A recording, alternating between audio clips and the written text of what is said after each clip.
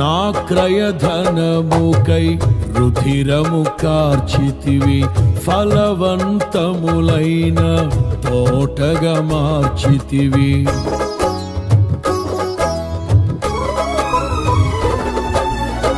నా క్రయధనముకై రుధిరము కార్చితివి, ఫలవంతములైన తోటగా మార్చితివి.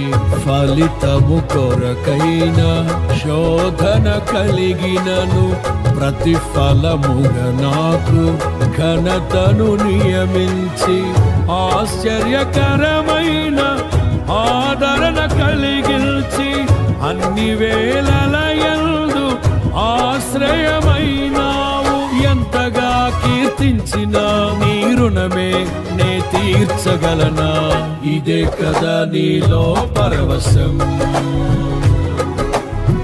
మరువలేని తీయని జ్ఞాపకం. నూతనమైన కృపా